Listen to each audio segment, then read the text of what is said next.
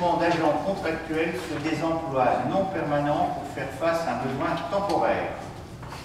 Donc là aussi, cela a été présenté en comité technique en date du 13 décembre 2017. Il y a eu des vacances de poste effectuées donc à la bourse à l'emploi au centre de gestion. Et il est nécessaire donc, de recruter 2 agents contractuels sur des emplois non permanents et faire face à un besoin temporaire, donc le remplacement d'agents qui sont en disponibilité ou en congé de maternité.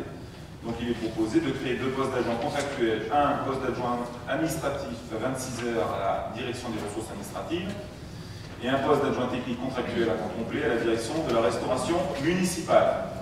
Ces postes seront supprimés au retour des agents titulaires. Les oppositions, les abstentions, je vous remercie. Numéro 19, recrutement d'agents contractuels sur des emplois permanents en cas de vacances temporaires d'emploi dans l'attente du recrutement d'un fonctionnaire. Là aussi, il s'agit de combler des manques dans les services en vue également de l'unanimité du comité technique en date du 13 décembre 2017. Il est nécessaire de recruter 8 agents contractuels sur des emplois permanents pour des besoins de continuité de service pour faire face à une vacance temporaire d'emploi. Donc créer 8 postes d'agents contractuels, un poste d'adjoint d'animation contractuel à temps complet à la direction de l'enfance, un poste d'adjoint technique contractuel à temps complet à la direction de l'action sportive, culturelle et solidaire, un poste d'adjoint administratif contractuel à temps complet à la direction de ressources administratives, et enfin 5 postes d'adjoint technique contractuel à la direction de la restauration municipale. Ces postes seront supprimés au fur et à mesure de leur intégration dans la fonction publique. Nous sommes sur des créations de postes en lien avec la disparition des contrats aidés, puisque même si nous sommes en train d'organiser certains services, il est clair qu'entre la situation d'avant avec des personnes et d'un seul coup avec plus les personnes, le service il est le même, donc nous sommes sur une logique de recréer un centre de postes parce qu'effectivement le service doit continuer. C'est pour ça que vous voyez que vous êtes sur des 17h30, c'est parce qu'en fait c'est des personnes qui étaient sur des contrats aidés, donc qui étaient autour de 20h, puisque c'était 20 ou 26 heures, et qui créons un certain nombre de postes. Puisque nous savons bien que, nous ne pourrons pas créer autant de postes qu'il est fermé d'un point de vue budgétaire, mais on ne peut pas non plus dire aussi on n'a pas besoin de créer de postes, et les agents ils peuvent se débrouiller. Je donne souvent le chiffre, quand tous les contrats aidés seront fermés, c'est-à-dire d'ici fin 2018-2019, quand ça a commencé au mois d'août et à la fin de l'année, chaque matin, quand on va arriver, nous aurons 412 heures de travail en moins. Donc je ne vois pas comment je pourrais dire à mes agents, vous avez 412 heures de travail en moins, on fait comme si de rien n'était. Ça voudrait dire que qu'est-ce qu'il fait jusqu'à maintenant. Donc c'est pas ça. En même temps, je ne vous dirai pas non plus au budget, on remplace ces 412 heures et on crée 55 équivalents temps plein, parce que là par contre, vous allez me demander où je vais chercher les montants financiers. Donc ça sera un mix de ces éléments, d'où une importance d'une réorganisation. Ce n'est pas un délit, mais ça c'est une des premières conséquences. Au même titre qu'on a utilisé beaucoup de postes sur le compte avec le centre de gestion, c'est pour ça qu'on a fait un centre de délit précédemment, puisque les contrats aidés arrivant très vite, puisque souvent on a dit jusqu'au dernier moment, on discutait pour voir si on pouvait avoir une prolongation ou pas, il fallait assurer, et nous avons pris ce qu'on a appelé le centre de gestion, en général, les personnes qui étaient sur nos contrats aidés et qui donnaient satisfaction, on leur demandait d'aller s'inscrire au centre de gestion, et nous on appelait le centre de gestion demandant, mais on demandait, si possible, si la personne était inscrite, les personnes qu'on connaissait, qui connaissaient le travail. Donc on a géré un petit peu ça, mais nous sommes dans une gestion provisoire, ça ne peut pas durer toute la vie. Voilà. Donc à un moment, on va transformer quelques-uns en quelques postes, mais nous attendons d'avoir avancé plus du budget pour voir précisément combien on peut en absorber. Je pense qu'on aura l'occasion d'en reparler. Au niveau des contrats aidés en général. Bon, ben, sûrement, oui. Je ne sais pas s'il y a une délit qui correspond, mais si tu veux dire un mot là-dessus tout de suite, on n'aura pas d'en parler. Mais si c'est à d'autres conseils, oui. Si c'est là. Non, ça peut être un peu trop long, je n'ai rien préparé. Mais concernant les contrats aidés, tu en as déjà parlé. Les propositions que tu as déjà travaillé avec les services, on s'aperçoit que, entre autres, les contrats aidés, c'est Macron quand même. C'est la disparition de certains services publics et c'est l'appel au privé. Ça peut être différent. Mais ce qui me réjouit, c'est que j'entends que maintenant les contrats aidés, on ne les considère plus comme des contrats précaires. Il y a quelque temps, la position était des fois de dire que ces contrats sont des contrats précaires. Là, on s'aperçoit que c'est peut-être un peu précaire, mais moins que si on se retrouve sans rien du tout. Tout à fait. On aimerait bien qu'on ne soit pas les seuls à le dénoncer fortement. C'est tout. Mais je pense qu'on l'a dénoncé suffisamment aussi tous. Un grand nombre. Monsieur Sandra.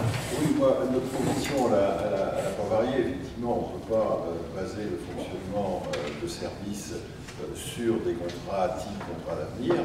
La problématique de ces contrats, et moi je reste persuadé que malheureusement, ce n'était pas une bonne solution.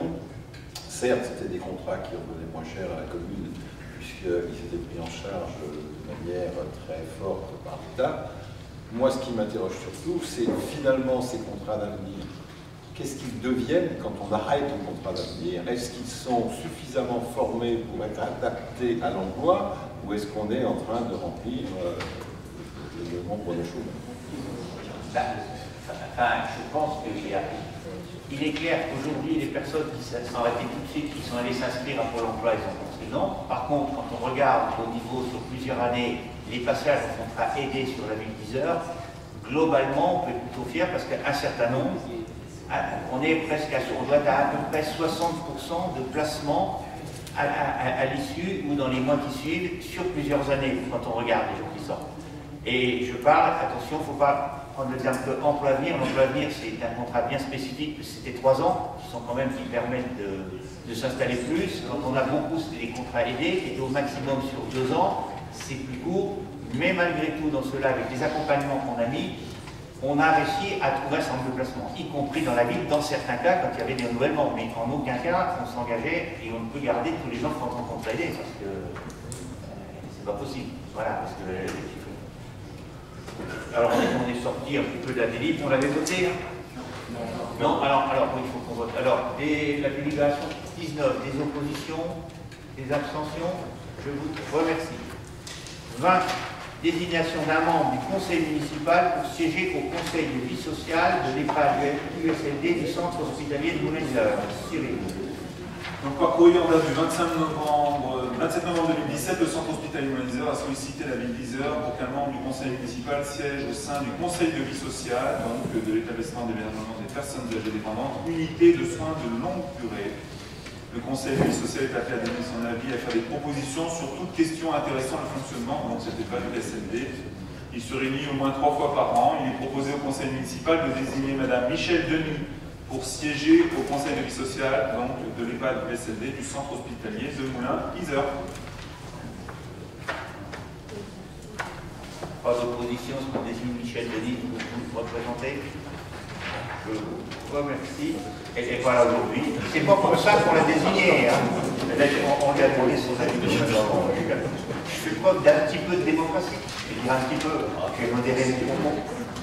Alors, le 21, indemnité de conseil allouée au comptable du Trésor pour 2017, notre adjoint à la finance. Oui, c'est une indemnité qu'on vote tous les ans, donc les modalités sont toujours les mêmes. Donc je vous demande de demander le concours du receveur municipal pour assurer des prestations de conseil et d'assistance en matière budgétaire, économique, financière et comptable définies à l'article 1 de l'arrêté du 16 décembre 83. D'accorder cette indemnité autour de 100% pour 2017 et que cette indemnité soit calculée selon les bases définies à l'article 4 de l'arrêté interministériel et qu'elle soit attribuée à Mme Charbon, receveur municipal. Pour information, en 2017, cette indemnité était de 2732,65. Pas d'opposition. Je vous remercie pour elle. Le point 22, remboursement des frais pédagogiques à un agent municipal pour la mise en place d'activités Zumba à l'espace sport Misatis. Comme tous les ans à pareille époque, donc Madame Douani suit des stages de formation pour la Zumba. Vous avez des démonstrations à l'écran. Donc je vous demande d'autoriser le remboursement des frais pédagogiques avancés à Madame Doisy au titre de l'exercice 2018 et de procéder au virement en euros après présentation du justificatif de paiement. Donc ça représente à peu près 180 € par séance et il y en a une à 2 par an. Voilà. Des oppositions, des abstentions, je vous remercie. Point numéro 23, décision modificative numéro 2 du budget principal de l'exercice 2017. Alors vous avez touché une délibération modificative sur la table. Oui. Elle a changé plusieurs fois parce qu'on a eu des informations qui nous sont arrivées un petit peu au compte. Alors au niveau du budget principal et en section d'acquisition en dépenses d'investissement. Donc on enlève 1 500 € pour le service de solidarité, mais on leur rajoutera en petit matériel en dépenses de fonctionnement. On enlève 1 000 € pour l'étape, mais on rajoute 4 900 € pour l'informatique. On enlève 400 € de mobilier administratif par rapport aux prévisions. On rajoute, et on enlève 400 € d'acquisition diverses, un ajustement de 200 € pour le cimetière, 6 000 € donc de travaux pour le logement pour le cimetière en régie qu'on a pris sur les travaux du cimetière. 2 000 €, on rajoute 2 000 € de frais d'études, on enlève 600 € d'emprunt et donc cette délivre pour un montant de 4 000 €. Ensuite, au niveau des recettes, donc on rajoute 2 000 € sur le FCTVA et 2 000 € sur la taxe d'aménagement, donc pour équilibrer notre budget. Au niveau des dépenses de fonctionnement, on enlève 590 € d'acquisition de matériel pour les écoles, on rajoute 500 € de fournitures scolaires pour les mêmes écoles et 500 € pour les écoles primaires. Donc ça, c'est des ajustements en fonction des effectifs des écoles au mois de septembre. On enlève 310 € de fournitures scolaires et on rajoute 1 500 € de petits matériels pour le service solidarité qu'on avait enlevé en haut. On rajoute 4 000 € de SACEM parce que la SACEM avait un petit peu oublié de nous envoyer une facture l'année dernière, peut-être pour la Zumba, il me semble. On rajoute 25 000 € d'électricité pour l'aire d'accueil des gens du voyage parce que l'aire d'accueil du voyage, comme vous devez le savoir, devait être transférée à la communauté d'Aglo au 1er janvier 2017 et pour l'instant c'est toujours pas fait, mais on a bien payé l'électricité. Donc, et nous on n'avait pas prévu de pour ça. Et on a rajouté 5 000 € pour les frais d'instruction des documents d'urbanisme. Ensuite, on a rajouté 20 000 € pour les personnels de l'extérieur pour la restauration. Ça, c'est la délite que les conséquences de ce que Cyril nous a annoncé tout à l'heure. Et on enlève 60 000 € pour les emplois d'insertion, puisque on a moins d'employés. En charge exceptionnelle, on rajoute 1 000 € pour l'aide à la rénovation des façades, parce qu'on en a fait un petit peu plus que prévu, en particulier dans la rue de Denis Papin. On rajoute 34 801 €. Alors ça, c'est la Com d'Aglo qui nous a versé la totalité de notre indemnité de compensation, puisque nous, on avait tenu compte du fait qu'on aurait plus l'aire des gens de voyage. Et donc on avait réduit une somme, sauf que la Com d'Aglo nous a versé la totalité de la somme et la régularisation se fera une fois que la CLEP aura tranché sur le sujet. Et donc on redonnera ce qu'on aura touché en trop, mais ce sera calculé de manière plus précise. Voilà. Au niveau de la section de fonctionnement, au niveau des recettes, donc on rajoute 40 000 €, c'est toujours pour l'aire des gens de voyage, c'est les 25 000 € d'électricité et puis 15 000 € d'entretien. On enlève 1 618 € sur le produit des 3 taxes, ça c'est les ajustements parce qu'on a eu les notifications des sommes exactes qui vont nous arriver sur la taxe d'habitation, la taxe foncière en particulier. Donc on rajoute 28 800 €, donc ça c'est l'attribution de compensation qu'on reçoit en totalité. 65 000 € de droits de mutation. On a eu une subvention de 22 000 € puisqu'on a accueilli sur la commune des réfugiés. Et on enlève 48 € sur les emplois aidés, puisque nous avons moins d'emplois aidés que ce que nous avions au départ. Et donc cette délite s'équilibre avec un montant de 114 183 €. Des observations, des oppositions, des abstentions. Je vous remercie. Numéro 24, attribution anticipée de subventions reprises au budget punitif 2018. Alors, comme tous les ans, les associations nous font une demande de subvention anticipée pour pouvoir fonctionner en début d'année en attendant le versement de la subvention qu'on aura votée. Donc, ces associations, c'est Horizon Musical pour 3 500 €, La Paille pour 4 000 €, l'AE 6h 03 Auvergne pour 95 000 €, le foot féminin 10h à Auvergne pour 10 000 €, le handball isorien pour 2 700 € et l'AS pour 4 500, ce qui représente un montant de 119 700 euros. S'il y a des responsables de ces associations, pas qu'ils prennent part au vote par rapport à leur association, alors il y a normalement dans les textes que le président qui ne va pas participer, mais si vous avez par principe de précaution, si vous avez tout trésorier ou un poste dans l'exécutif, il n'y a pas de grand débat, de discussion, il vaut mieux ne pas participer au vote. Même si ce n'est pas interdit, mais je trouve qu'il vaut mieux. Voilà, donc pour la paille, pour Brigitte Dabert, on parle à la part au vote. Pour soit pour le Nathalie, pour le tennis, pour Horizon Musical, il n'y a personne, la paille, c'est Brigitte, en sachant qu'on a demandé aux associations, en général, c'est celles qui ont des salariés, parce que attendre le versement classique qui est voté avec le conseil de mars, ça veut dire versé en mai-juin, quand on a des salariés que la subvention règle au milieu de l'année, c'est compliqué, ou une association comme la paille qui a toutes ses dépenses au mois d'avril-mai, et la subvention, il faut qu'il l'ait avant de faire verser. Et on a appelé les entreprises et les associations, et sauf erreur, si jamais vous entendiez parler d'une qui était inquiète, il faudrait nous le dire, mais on ne pourrait pas la rajouter, mais il faudrait qu'on voit en février. Mais a priori, on a appelé celles qui d'habitude nous demandaient une avance. Des oppositions? Des abstentions, je vous remercie pour elles. 25, ouverture anticipée de crédit d'investissement au titre de l'exercice 2018. C'est un petit peu dans le même ordre d'idée, mais c'est pour que nos services puissent travailler. Donc, on vous propose une ouverture anticipée de crédit à hauteur de 89 000 euros, sachant qu'on pourrait aller jusqu'à 25% des crédits engagés l'année dernière, c'est-à-dire 165 562 euros. Donc je ne détaille pas la totalité de chaque.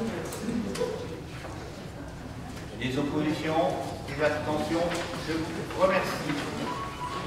Point numéro 26, révision des tarifs au 1er janvier 2018. On aurait dit révision de certains tarifs. Bon, oui, c'est un oubli. On avait fait une erreur dans la délib du précédent conseil municipal.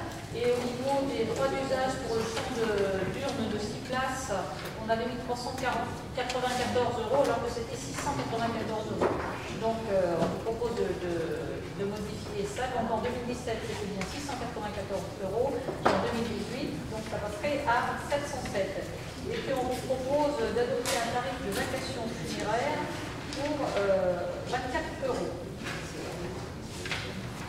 Les oppositions, les abstentions, je vous remercie. Alors, point numéro 27. Je suis en train de penser, quand je vous ai lu l'ordre du jour, j'ai oublié de vous lire les deux questions diverses sur 27 et 28.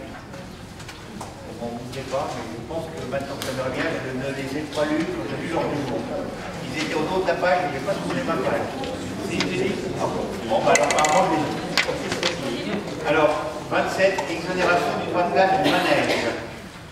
Oui, donc au mois d'octobre, on avait décidé de donner l'installation, l'exonération du droit de place à M. Fanton pour les festivités de Noël. M. Fanton nous a informé début décembre qu'il ne donnait pas suite à ce projet. Donc, compte tenu des délais un petit peu courts, il vous est proposé donc, de transférer cette autorisation à M.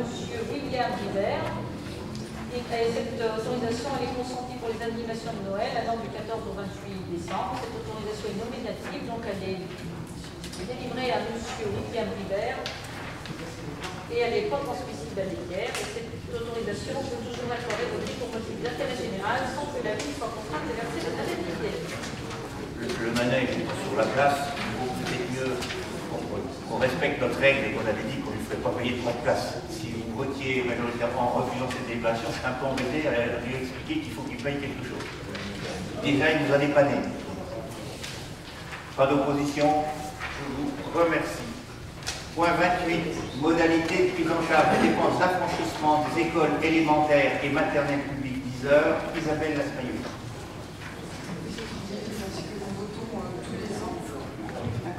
La dotation forfaitaire perçue par les communes intègre la compensation partielle de la suppression de la franchise postale pour les écoles.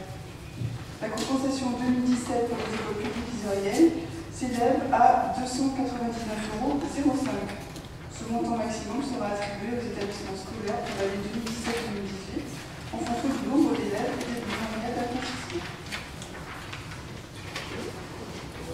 Pas d'opposition. Alors nous passons dans les informations. Donc la première qui concerne le plan de formation 2018-2019. Alors un exemplaire, enfin chacun a dû le recevoir en mail, on a dû sortir un exemplaire papier par groupe. Voilà. Et voilà, Thierry, tu veux ajouter quelques points, une autre ligne?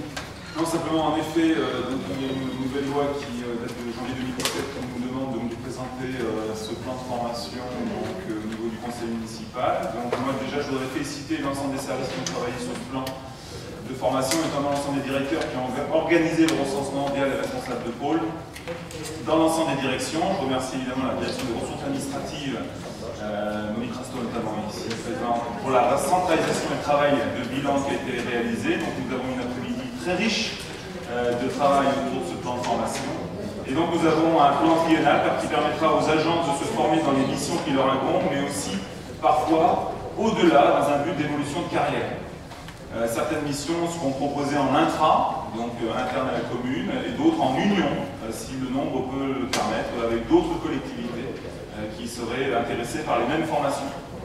Donc ces formations, bien sûr, seront aussi parfois faites par des formateurs en interne, notamment sur la cyberbase, par exemple. Voilà, bref, voilà, ce plan de formation permet de confirmer que nous accompagnons nos agents donc, dans leur formation.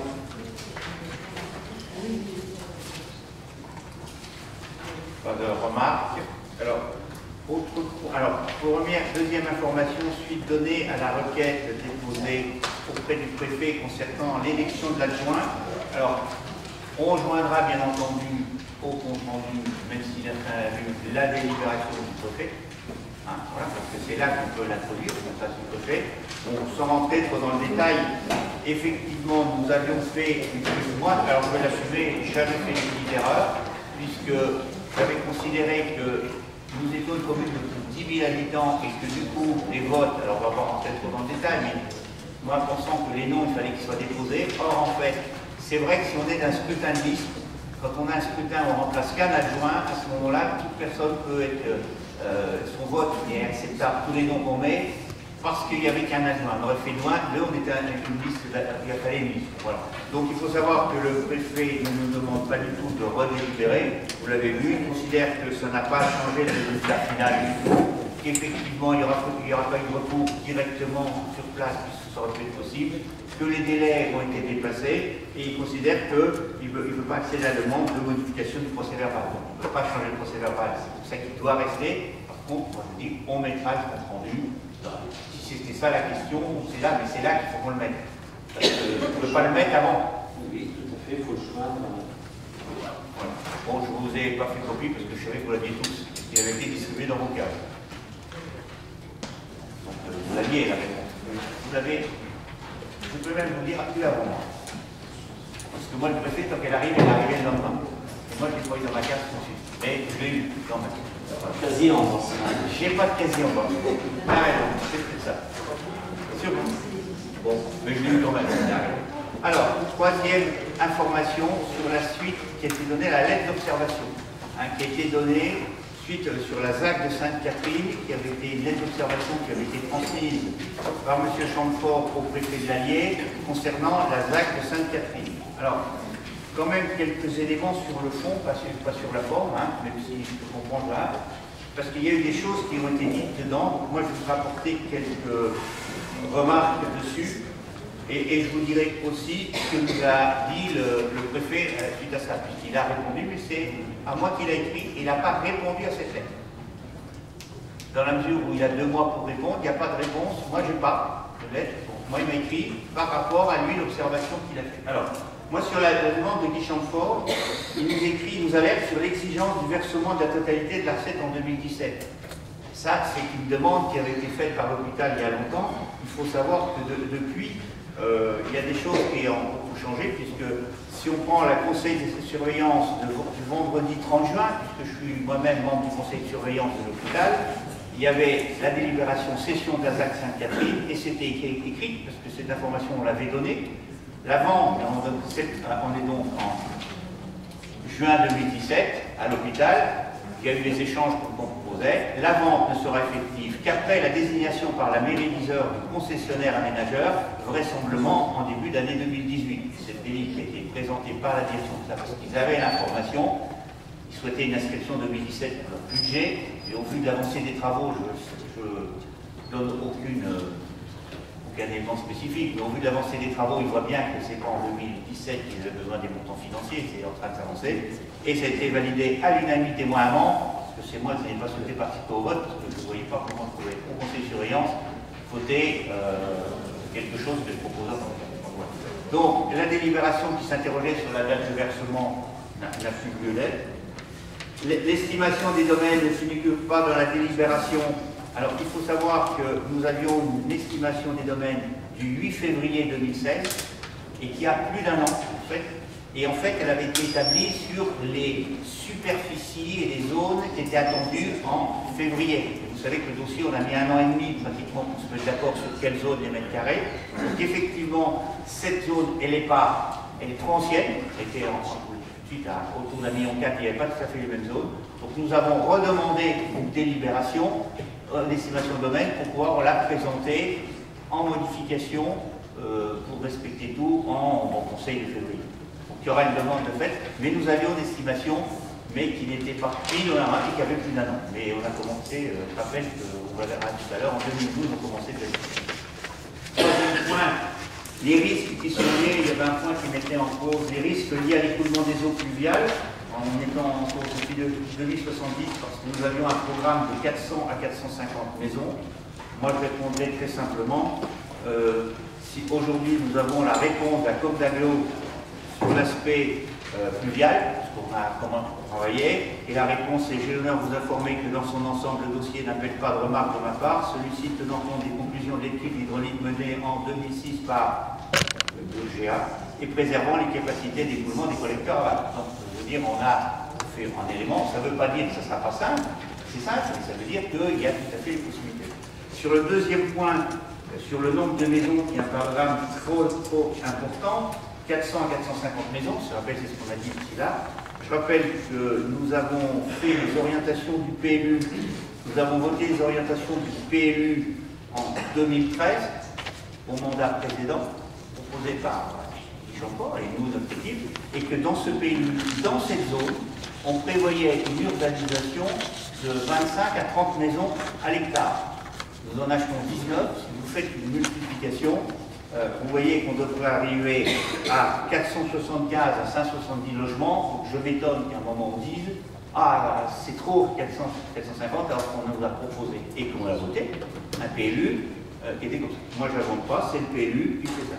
Et puis, pas être surpris de cette date, parce qu'en même temps, je veux dire, pas être surpris parce que je trouve un courrier du directeur du centre hospitalier qui m'écrit le 19 mars 2015 et concernant la date, et qui se réjouit qu'un dossier qui avait été commencé déjà en 2012, parce que et pas loin, aboutissait sur un terrain d'entente. Je veux dire que c'est pas un dossier qui est arrivé par hasard, sans précaution. Et puis, concernant le courrier de M. Chamfort, qui termine, et c'est important, il dit: pour ma part, je souhaite dégager ma responsabilité sur les risques encourus du fait de ce programme massif. J'en constate. Et bien moi je me dis, quelle constance dans la position, puis quel courage de nous remettre la responsabilité. Mais je prends volontiers la responsabilité de ce programme, des efforts qu'on pourra en faire. Il est à construire, il y a des choses à faire. Même par rapport au risque hydraulique, on l'a toujours dit, c'est une zone qui a des difficultés. Ça doit être aussi ce projet l'occasion d'améliorer les risques hydrauliques sur les parties aval et amont. Parce qu'en fait, on sait que dans les quartiers, la rue de la Prévoyance, par exemple, les écoulements d'eau ne sont pas très bons. On sait qu'au-dessus, des fois, quand il y a des grands d'eau, c'est difficile. On va intégrer tout ça. Voilà donc. Et puis, voilà donc. Et alors, ce que nous dit le préfet, et le courrier sera joint, parce que c'est une lettre, mais je pense que je vous la partagerai. Donc, il nous dit, vous m'avez transmis au titre du contrôle délégué des délibérations d'octobre 2017, dont il répond bien au maire, c'est le préfet au maire, et il nous dit que l'article R 1211-9 du Code général, et faisant référence aux articles R 1311-3 du Code général de collectivité, stipule que les communes sont tenues de consulter le service des domaines pour connaître la valeur d'un bien dès lors qu'elle excède le montant de 80 000. Et dans ce cas-là, la circonstance, parce qu'en fait, en même temps, le centre hospitalier avait aussi demandé des estimations, parce qu'on est deux en effet. La circonstance que le centre hospitalier ait demandé l'évaluation de différentes parcelles, bâties, non bâties, situées dans ou à proximité, ne permet pas de considérer que votre collectivité a satisfait à l'obligation légale.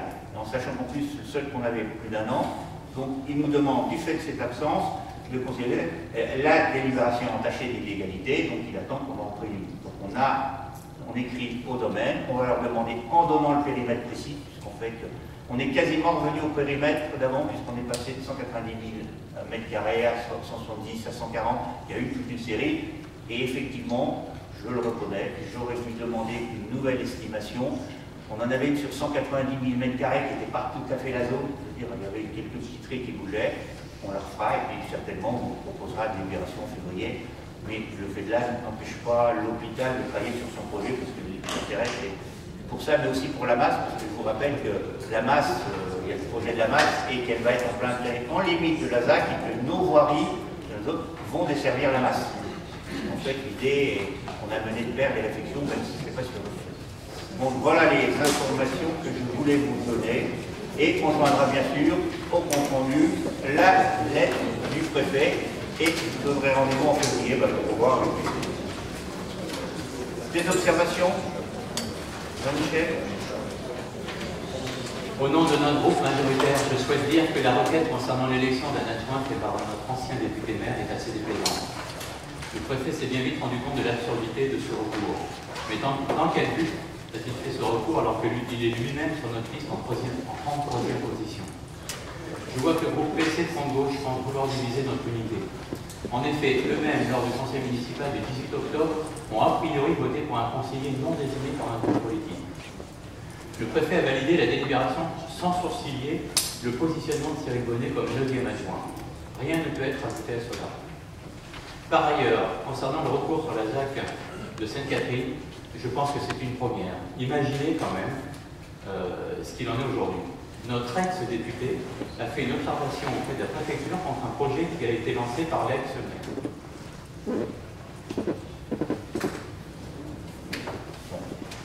Nous avons produit l'intervention. Alors, nous avons fini toutes les délibérations. Donc, quelques remerciements. Alors, l'UNSS qui nous remercie pour l'accueil du poste départemental et avec remerciement au service technique et service des sports. Le CYSL pour la mise à disposition de la salle des Osières, la Société d'agriculture pour notre participation à la remise des lots à l'occasion du concours agricole, et les propriétaires du lotissement du hameau pour la mise à disposition de matériel lors de l'Assemblée. Puis je voudrais vous lire, à un moment où on se pose la question de l'importance de nos services. Moi, j'ai envie de vous lire un extrait, parce que si je disais tout, il est très long, de quelqu'un qui bénéficie d'un service de portage et qui a écrit, et il écrit, il me demande de transmettre au personnel, comme il y en a qui sont ici, je crois qu'à un moment, on a tellement l'habitude d'avoir des courriers de gens qui se plaignent, de gens qui disent qu'ils sont contents, donc il n'y a pas de surprise, je lis. Je me permets de vous adresser un petit courrier concernant la cuisine centrale. C'est un service impeccable, irréprochable à tout point de vue. Cela fait déjà 10 ans et demi que je bénéficie de ce service. Je n'ai encore pas trouvé quelque chose qui ne va pas. C'est un sans faute, tous les jours, c'est la stricte vérité. Dernièrement, j'ai subi des examens médicaux qui se sont révélés relativement bons. Ces résultats, je les attribue en grande partie à l'excellence. Conception et préparation des repas, c'est 10 sur 10. Également, ne pas oublier le personnel qui fait preuve de compétences, gentillesse, dévouement et compétences, 10 sur 10. Je reconnais que l'hôpital m'a donné un très bon conseil en avril 2017. Et puis, ah oui, ça fait 10 ans qu'il y a des... Et tous mes compliments, alors en ce qui concerne, je vais changer le mot-clé. Le repas des aînés. Il a écrit son mot à lui, alors après je compte sur eux pour pas l'écrire, parce qu'il a écrit avec des guillemets, je vais le dire quand même. Si c'est gentil de sa part et de ma part, oui, mais il faut faire attention, moi le dis. Je vous remercie, ce qui vous sert le repas des antiquités. En fait, il a voulu parler du repas du 3e âge, mais c'est lui qui l'a écrit. C'est pas méchant, donc voilà. Le 25 novembre, ce fut une grande réussite, merci à l'organisation. Donc voilà. Donc moi je voulais le dire, à ces moments, à ces veilles de fête, je trouve qu'à un moment que quelqu'un nous écrive des choses comme ça, je voulais le faire partager aux agents, parce que même s'ils ne sont pas tous dans la restauration. Dernier point. Alors, dernier point, prochain conseil municipal, normalement le jeudi 8 février 18h30. Soirée des vœux pour les personnels. N'oubliez pas de vous inscrire, les collègues, parce que si vous n'inscrivez pas pour l'organisation, c'est mieux. Les vœux avec mon personnel qui sont le 12 janvier, je redis, inscrivez-vous. D'abord, c'est mieux, ça fait plaisir au personnel qu'on est là, hein, tous. Et si vous voulez rester après, dites-le aussi, parce que pour l'organisation, c'est important. Et puis, je crois que Jérôme veut nous donner quelques dates pour cette fin d'année et début d'année 2018. Oui, donc comme je sais qu'on est quelques-uns et quelques-unes à peut-être faire quelques excès ce week-end en famille, je vous invite tous à récupérer de ces excès le 26 décembre avec la corrida nordique qui aura lieu place de Férégiseur. Et puis comme vous aurez fait beaucoup de sport, après vous pourrez supporter les 6h tennis avec la finale du tournoi qui aura lieu le 29 décembre au gymnase de Bellevue. Et le lendemain, le 30 décembre, le cyclocross aux Osias. Donc une fin d'année sportive sur les herbes. Voilà. Et je rappelle que pour le passage d'une année à l'autre, nous gardons la tradition, le 31 décembre, nous offrons le verre de l'amitié aux personnes qui ou sont toutes seules ou un petit moment, donc à partir de 18h au foyer de la baigneuse. Et je rappelle que tous les élus sont les bienvenus, parce qu'y compris on les fait tous bosser, puisque l'idée c'est qu'on ne bloque pas les personnels.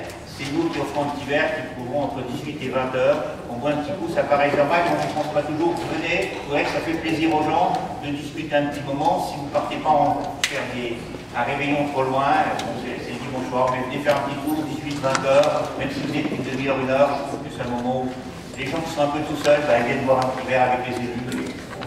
Vous êtes tous cordialement invités à venir à la soirée et à venir participer. Voilà, un petit moment convivial, en simplicité, voilà, tout simplement qu'il ne reste pas les gens tout seuls pour ce qui. Merci, je vous remercie, et puis, pour ceux qui ne me verrez pas, bonne fête de fin d'année, soit si on se croise dans les différents groupes.